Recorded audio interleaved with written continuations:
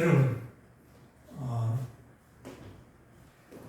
오늘 아침에 제가 일찍 교회에 아주 이른 시간에 교회에 와서 기도하느라고 자리에 앉아서 기도하고 있었는데 어느 사이에 잠이 들어가지고 한 20분 동안을 자다가 일어났습니다. 기도 시간, 기도하는 걸 잊어버리고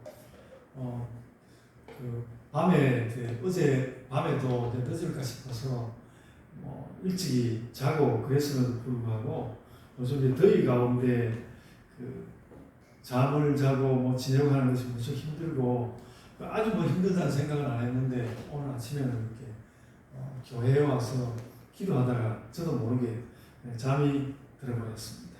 그런 일이 있었습니다. 여러분, 요즘 여러분은 영과 혼과 몸이 어떻게 건강하고 힘이 있으십니까? 여름에 그런 이야기가 나왔더라고요. 여름에 날씨가 더운 것은 당연하다 이렇게 많이 생각했지만 여름에 날씨가 지나치게 더운 것은 당연한 것이 아니고 하나의 재난 중에 하나라고 그런 이야기를 하는 걸 들었습니다. 그래서 돌이켜 보니까 제가 이제 초등학교 한 5학년 때쯤이었는지 오늘 기온이 33도까지 올라갈지 모르니까 휴교한다고 학교 가는데 학교 앞에 휴교 안내가 붙어 있었던 거. 그래가지고 학교를 하루 학교 수업을 하루 안 했던 기억이 있습니다. 근데 요즘은 33도쯤이야 당연하다고 생각하지 않습니까? 피할 수 없어서 요즘 재난을 받아들이는 그런 상태 가운데 우리가 있어서 알게 모르게 나도 모르게 굉장히 좀 육신과 마음이 고달픈 가운데 있지 않나 생각이 듭니다. 이제 요즘 또 여당 지지도 대통령 지지도가 떨어지고 그렇게 한다는데 정치적인 것은 접어두고요. 어쨌든 그런 중요한 우리나라를 끌고 가야 되는 사람들의 지지도가 낮은 걸 보면 일반적으로 나라가 좀 편안하지 못하다라는 그런 말인 것 같습니다. 그래서 이런 가운데서 이제 우리의 직업생활은 좀 의무보다는 즐거움이 많아서 직업생활이라는 게 사실 즐거워야 되는 거예요. 즐거움이 많아야 하는데 좀 그러지도 못하고 저는 이제 여름에 철학 수업하는 거 제가 원해가지고 함에도 불구하고 굉장히 그것도 스트레스가 많다 그런 생각을 하면서 지내고 있습니다.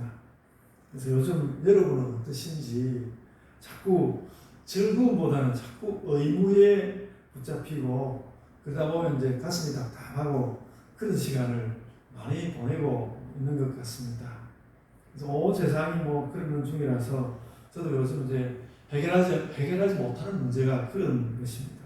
이제 오늘 이제 설교도 해야 되고 예배도 드려야 되는데 이상하게 예배를 드리는데 이렇게 전자기기 이렇게 스위치 같은 것도 제 마음대로 움직이지 않고 좀 하기가 이상한 여러 가지 스위치들도 제대로 안 움직이는 것 같은 그런 가운데서 설교도 해야 되고 강의도 해야 되고 이제 또 철학 강좌 같은 것도 하고 이러는데 집중이 잘 안 되는 문제가 요즘 너무 집중이 안 돼서 굉장히 거기에 대해서 제가 고통을 느끼고 있습니다.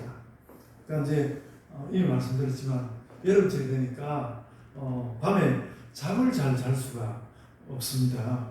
그러니까 이렇게 더워서 잠이 안 오고 그래서 좀 서늘하게 하느라고 또 에어컨 틀어놓으면 또 춥고 그래가지고 이게 어떻게 해야 될지 모르는 그런 시간이 너무 많고 그게 겨우 이제 밤이 깊어야 잠 좀 들고 낮에는 졸립고 여러분 낮에 많이 졸립지 않습니까? 제가 오늘 아침에 기도하다가 졸아본 것도 생전 이렇게 주일 아침에 처음인 것 같습니다. 이렇게 제가 다른 건 좋아했는데 안경을 맞춰놨는데 안경 도수는 맞는 것 같은데도 자꾸 눈이 침침해지고 큰 글자는 두 개로 보이고 작은 글자는 희미하고 이제 나이 들어가는 서로 이런 거 처음 느끼고 있습니다. 이러는 중에 억지로 이제 책을 읽게 되면 내용이 자꾸 분산되고 요지를 놓치고 그렇게 해서 자꾸 읽었던 책을 또 보고 그래야 돼서 얼마나 뭘 하려고 하면 시간이 많이 걸리는지, 야, 젊을 때 같으면 금방 해치워서 밀어가지고 몇 시간을 붙잡고 있고 그런 것을 보면서 집중이 안 된다는 그런 생각. 요즘 굉장히 고통스럽더라고요. 여러분 어떻습니까? 저는 그렇지. 그래서 이제 지난 화요일에도 그랬습니다. 그래가지고 힘들어서 좀 아무래도 좀 쉬어야 되겠다 싶어가지고 책을 덮고 잠깐 이제 침대에 누워가지고 휴식을 하고 있었습니다. 근데 그 침대에 누워서 휴식을 하고 있는 그때에 저를 찾아온 하나님 말씀이 있었습니다. 예수를 바라보자. 오늘 설교 제목이고 성령님의 인도였습니다. 그래가지고 히브리서 어디에서 읽었는데, 그리고 이제 설교사전을 찾아서 보니까 여기 12장 이제 이 말씀이 있더라고요. 이제 돌이켜보면 그렇습니다. 그리스도인들은 날마다 이렇게 살아가야 되는 것이거든요. 오늘은 내가 신자로서 어떤 의미 있는 혹은 또 특별한 경험을 하게 될까, 그런 기대를 가져야 한다는 거죠. 그런 기대를 가져야 하는 것 같습니다. 그래서 이 말은 저에게 이 말은 느닷없이 날아온 성령의 바람 같았습니다. 예수를 바라보자. 제 그 의식 가운데 예수를 바라보자 이렇게 떠오르고 예수를 바라보라 이렇게 떠올랐던 것 같습니다. 성경 구절은 예수를 바라보자 이렇게 되어 있습니다. 그래서 여러분 지금 한번 생각해 보십시오. 나는 정말 어디를 바라보면서 살고 있나? 나는 무엇을 바라보면서 살고 있나? 예수를 바라보자. 저는 그 말이 떠오르는 순간에 이게 참 중요한 거구나. 그러고 살아야 되는 거구나. 그런 것을 느꼈습니다. 여러분, 믿음은 이렇게 차근차근 쌓아서 또 길게 이어가면서 연속이 되기도 해야 하지만은 이런 좀 순간적인 성관 같은 것도 있어야 되거든요. 예수를 바라보자. 이런 것이 우리에게 그날 훅 이렇게 다가와서 그렇게 사는 어떤 모습이 필요한 것 같습니다. 그래서 이런 경험은, 그래서 이렇게 예수를 바라보자 이렇게 다가오는 말씀은 무슨 깨달음이라기보다는 잠깐 제가 쉴 수 있는 그 휴식의 경험이었던 것 같습니다. 그래서 이 예수를 바라보자 그 말씀이 이제 떠올라오면서 그 집중과 휴식이 좀 떨어졌던 집중력도 좀 되돌아오고 또 마음은 좀 쉴 수 있고 집중과 휴식이 함께 오는 것 같았습니다. 물론 그 후에도 여전히 집중을 잘하지 못하는 것이 저에게 남아있기는 했습니다. 그렇지만 여러분, 그래도 이 말씀이 이제 지난 한 주간을 제가 지내오는데 저를 지켜주는 말씀이었습니다. 그리고 뭐 완전히 집중되는 것을 되찾아주지는 못했어도 어느 정도 집중하지 못하는 것이 완화되기도 했고요. 그랬습니다. 이게 집중하지 못해서 자꾸 흐트러지고 또 흐트러졌기 때문에 그 흐트러진 나를 보면서 좀 내가 왜 이래서 좀 실망도 하고 좀 애도 쓰고 또 실망했으니까 실망하는 경우는 적당하게 또 대충 시간을 보내버리기도 하고 그러다 보면 한 주가 휙 이렇게 지나가 버리는데 그래도 이제 지난 주간에 예수를 바라보자 이 말씀을 붙잡고 한 주간을 보내고 또 여러분과 오늘 이 말씀을 제가 나누고 있지 않습니까? 그래서 이 말씀 한마디가 저에게 지난 주간에 굉장히 집중과 휴식을 가져오는데 중요했고요. 그래서 이제 이것이 지난 주간에는 굉장히 저에게 실존적인 문제였습니다. 와, 이래가지고 어떻게 지내지? 해마다 다가오는 여름이 더 이제 작년보다는 올해가 좀 더 힘들고 내년은 또 얼마나 더 힘들 건가 그런 생각이 들면서 아주 이래가지고 내가 어떻게 좀 힘차게 의미 있게 살 수 있을까 이런 것을 생각하기는 아주 실존적인 문제였는데 그때 그런 아주 실존적인 문제가 저에게 있는데 예수를 바라보자 라는 이 말씀이 저를 좀 만져주고 저를 좀 다듬어 주었습니다. 이제 여러분 입장에서 한번 좀 말씀해보면 제 이야기가 아니고 안 그래도 뭐 생각도 많고 힘든데 목사님도 우리한테 뭐 집중하라고 그럽니까? 집중하라고 그럽니까? 이렇게 또 생각할 수도 있을 것 같습니다. 그래서 만약에 나는 별로 집중 안 하고 싶어요. 그런 생각이 든다면 집중하지 않아도 됩니다. 집중하지 않아도 되고요. 그러나 그게 아니라 뭔가 좀 내 인생에서 집중되지 않는 것이 있고 또 뭐 오늘 이렇게 살아가는데 집중되지 않는 것이 있고 그것이 나에게 과제처럼 되어서 늘 무언가를 좀 지고 다니는 것처럼 이렇게 무거운 짐으로 가지고 다니는 그런 무언가가 있다면 그럴 때는 이 생각을 한번 해보라는 것입니다. 오늘 성경 말씀도 이 히브리서를 읽는 모든 독자들이 굉장히 험난한 시대에 그리고 좀 박해가 있는 그런 시대에 이런 험난한 때에는 예수를 바라보라 그런 말씀을 지금 하는 거거든요. 우리는 뭐 그런 우리 시대도 사실 험난하죠. 그러니까 예수를 바라보자. 이것이 우리가 피할 수 있는 한 길인 것 같다는 것입니다.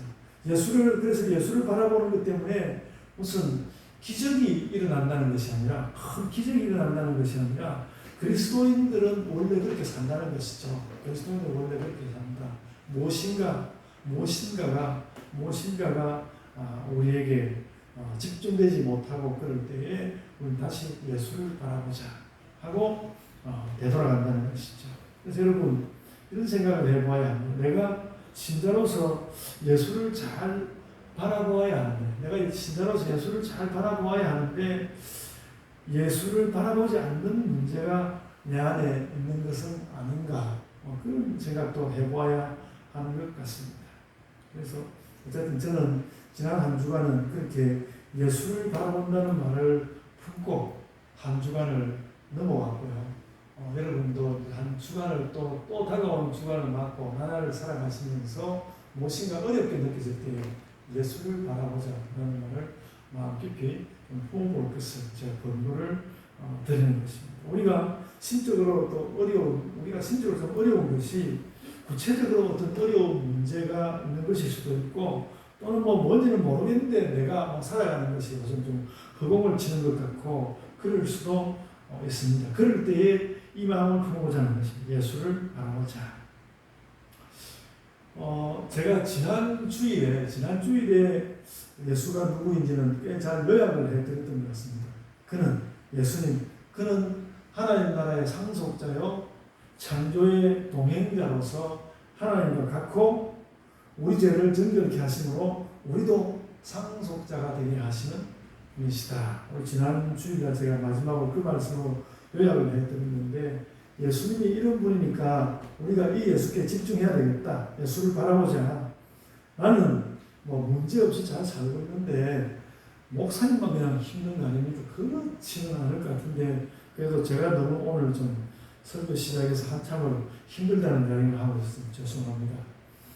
그렇게 목사님의 힘든 걸 너무 이야기하지 말라고 그렇게 생각하는 것도 좋은 것 같습니다. 그래도 그렇다 할지라도 우리에게 이 말씀은 남아야 하는 것 같습니다. 그래도 예수를 바라봅시다. 내가 마음을 다하고 정성을 다하고 몸을 다하고 영혼의 깊이를 가지고 예수를 바라봐야 하겠습니다. 그래서 여러분 우리가 좀 온 힘을 다해서 예수님을 바라보고 또 나의 모든 열정을 쏟아붓고 그래서 아주 몸살이 날 것처럼 몸살이 나도록 예수를 따라가려고 하는 그런 것이 있어야 되는 것 같습니다. 제가 집중이 잘 안 된다고 느끼는 것도 예수님께 좀 집중하고 싶은데 그런 집중이 안 되는 거 이런 문제도 있지 않았나 생각이 되고요. 예수를 바라보자. 그래서 우리가 불같이 열정적으로 예수를 바라보는 그런 예수를 향한 느낌, 열정, 또 몰두 그런 것이 있어야 하는 것 같습니다. 여러분 오늘 우리 성경보다도 조금 더 이제 한마디를 더해서 우리가 예수를 뜨겁게 바라봅시다. 예수를 뜨겁게 바라봅시다. 그렇게 말씀하고 싶습니다. 여러분 우리는 이 예수님이 지금 말하고 있는 예수를 바라보자 하는데 이 예수님이 어떤 분인지 지난 주일날 이제 말씀으로 정리했다고 제가 말하지 않았습니까? 하나님 나라의 상속자요 또 창조의 동행자로서 하나님과 같고 우리 죄를 정결하게 하심으로 우리도 상속자가 되게 하셨다. 우선은 여러분이 이 말을 잊어버리지 말기를 바라고요. 잊어버리지 말기를 바라고요. 오늘 말씀에서 예수님에 대하여 새길 것이 또 있습니다. 오늘 말씀이 예수님에 대해서 새기도록 하는 말씀이 있는데요. 오늘 본문은 예수님을 바라보자고 하면서 예수를 바라보자 그렇게 말하면서 그 예수님 앞에다가 예수님이 어떤 분인지 수식어를 붙여 두었습니다. 12장 2절에 수식을 붙여 두었는데 믿음의 주요 또 온전케 하시는 이인 예수를 바라보자 그렇게 말씀해 두었습니다. 이 말씀 좀 까딱하면 잘못 읽을 수 있는데요. 여러분 만약에 이렇게 예수님은 우리 믿음의 주이시며 모든 면에서 우리를 온전케 하시는 예수 이렇게 읽었으면 잘못 읽은 것입니다. 그렇게 잘못 읽은 것이고요. 그게 아니고 어떻게 읽어야 되는가 하면 예수님은 우리 믿음의 주이시고 또 우리 믿음을 온전케 하시는 주입니다. 이렇게 읽어야 됩니다. 그러니까 얼마 알고 보면 크게 차이는 아닙니다만 그러니까 여기서 이슈가 되고 있는 것은 믿음이라는 것입니다. 믿음이 이슈가 되고 있다. 그리스도인의 온전한 인격이 중요하긴 하지만 그러니까 온전하다는 말을 내가 인격적으로 온전하게 된다 그런 뜻으로 읽어도 되는데 그게 중요하긴 하지만 오늘 이 말씀의 주제는 그렇지 않습니다. 이 말씀은 온전한 인격이 아니라 온전한 믿음을 이야기하고 있습니다. 그래서 이제 영어 성경이 그 뜻을 좀 더 잘 드러내는데 이렇게 적혀 있습니다. The author and perfecter of the faith 이렇게 적혀 있습니다. 믿음의 원래 우리는 author를 보통 저자라고 하는데 여기는 주라고 우리 말로 번역되었고요. 제가 헬라어까지는 확인을 못 해봤으면 author and perfecter perfecter 완전케 하시는 자 이렇게 그러니까 믿음의 그 주요 또 믿음을 온전케 하신다 그렇게 적혔습니다. 믿음의 주요 믿음의 완성자이신 예수. 그래서 이 영어의 author라는 말을 느낌을 더 살려서 번역하자면요, 예수님이 말하자면 우리가 믿는 믿음의 저작권자라고 할 수 있는 것입니다. 그리고 이 말에 좀 주의를 기울였으면 좋겠는데 예수님은 지금 우리가 믿는 믿음의 저작권자다 그렇게 말할 수 있다는 것이죠. 예수님은 우리가 믿는 우리 그리스도인들이 가지고 있는 믿음의 저작권자이기도 하고 믿음을 완성하기도 하시는 분이시다. 그러니까 믿음의 철과 끝이 다 예수님께 달려있다는 것입니다. 당연한 말이네. 근데 여러분 예수님이 믿음의 저작권자라면 그리고 예수님이 이 믿음의 창시자라면 여러분 그 히브리서 2장 10절에 구원의 창시자라는 말이 나오는데 거기서 창시자라는 말과 여기에 주라는 말이 적어도 영어로는 같은 말로 이렇게 되어 있습니다. 창시자라는. 그래서 예수님이 이 믿음의 저작권자고 이 믿음의 창시자라면 이 믿음을 처음 시작한 분이시라면 우리는 누구처럼 믿어야 할 것인가? 예수님처럼 믿어야 합니다. 우리가 예수님처럼 믿어야 한다는 것입니다. 예수님이 예수님 방식대로 하나님을 믿은 그런 믿음은 그 이전에는 없었고 그렇다면 믿음의 모델은 누가 되겠습니까? 예수님이라는 것입니다. 오늘 우리 그리스도인들이 믿는 것처럼 믿는 것은 어디로부터 출발했는가? 예수님이 하나님을 믿는 거기에서 출발했다는 것을 가지고 있습니다. 오늘 본문 말씀은. 그래서 예수님과 하나님은 한 몸이나 마찬가지인데 예수님이 뭘 믿습니까? 예수님은 우리의 믿음을 받아주시면 되지. 근데 여러분, 이것이 중요하다고 생각됩니다. 우리에게도 이제 되돌려서 말을 해보면요. 우리 자신이 별 것이 아니라도, 맨날 무슨 일에서 우리가 잘못을 범한다 할지라도 우리는 무슨 일을 하고 또 행동을 할 때 뭘 믿고 하는가 하면 늘 나를 믿고 하는 거죠. 내가 실수하는 것을 알지만은 무엇인가 행동을 할 때는 늘 나를 믿고서 한단 말이죠. 왜냐 하면 나 자신이니까 나를 믿고 이렇게 하는 것이죠. 나를 못 믿으면 아무것도 못할 것입니다. 근데 예수님이 하나님을 믿는 것이 그것에 가깝다는 것이죠. 예수님이 하나님을 믿는다? 제가 이미 말씀드린 대로 예수님은 하나님과 같은 분으로서 하나님을 너무나 잘 알면서 마치 나 자신을 믿는 듯이 그렇게 하나님을 믿는다는 것입니다. 예수님은 하나님과 일체이기 때문에 가지는 믿음이 분명히 있었습니다. 하나님과 일체이기 때문에. 우리는 하나님과 일체가 아니잖아요. 예수님은 하나님과 일체이기 때문에 가지는 하나님을 향한 믿음이 분명히 있었습니다. 그리고 그런 믿음은 일체이기 때문에 믿는 그런 믿음은 예수님이 그야말로 처였습니다. 그렇다면 우리는 어떻게 믿어야 할 것인가? 예수님처럼 믿어야 하는 것이죠. 여러분, 지금 이 장면에서 여러분이 이제 아멘을 해야겠습니다. 예수님처럼 믿어야 됩니다. 아멘. 이렇게 했어야 되는데요. 저는 지금 이 말씀을 굉장히 저장되는 엄청난 깨달음으로 여러분에게 지금 말씀하고 있습니다. 예수님은 예수님의 대속으로, 그러니까 그 예수님 대신 사람들의 죄를 용서받기 위해서 대신해서 죽으시는 그 대속으로 사람이 구원받는, 예수님의 대속으로 사람이 구원받는 믿음을 믿은 첫 사람입니다. 예수께서 우리 죄를 대신해서 죽으시는 그것을 믿은 첫 사람입니다. 예수님은 대속의 구원을 믿은 믿음의 창시자입니다. 그 믿음을 가진 첫 사람이요 창시자이기 때문에 그는 우리 믿음의 진정한 모범입니다. 그래서 우리는 의심을 버리고 예수님이 하나님을 믿듯이 하나님을 믿고 그래서 대속의 구원을 가지는 것입니다. 대속의 구원을 믿는 것입니다. 그러니까 우리가 너무너무 예수님 그를 바라보아야 하는 것이죠. 만약에 우리가 전심으로 예수님을 바라보지 않는다면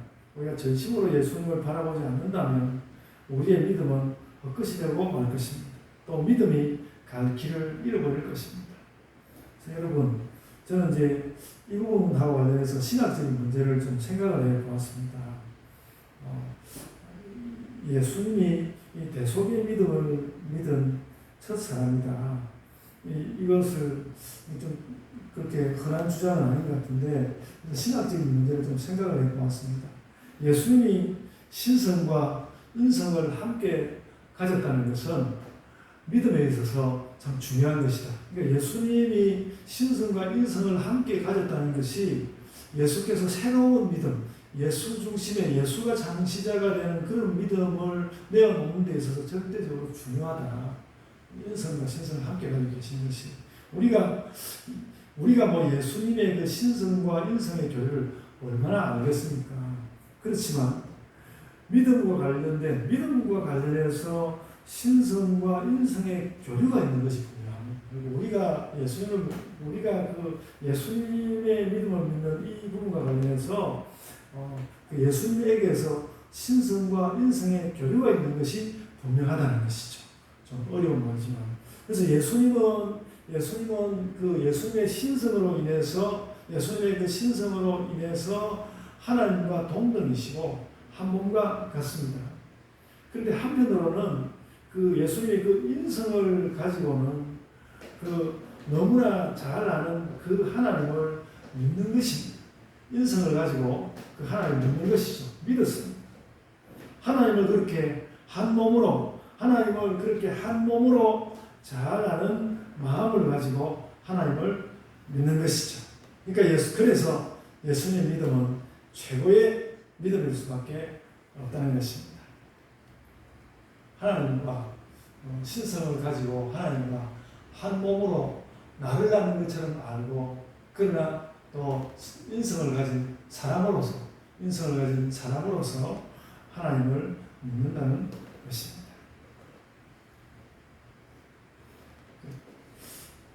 저는 지난 주간에 그런 것을 깨달았습니다. 그래서 이런 말씀과 함께 그런 것을 깨달았습니다.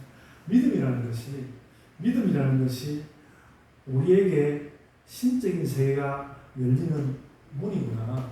신적인 세계가 열리는 문이구나.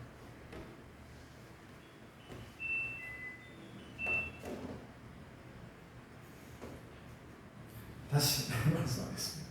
제가 지난 주간에 깨달은 것은 믿음이란 우리에게 신적인 세계가 열리는 문이구나. 그러니까 예수께서 그 신성과 인성의 교류를 통하여서 예수께서 하나님을 믿는 그런 일이 있는 것처럼 우리는 믿음을 통하여서 하나님 세계 안으로 들어간다는 것이죠.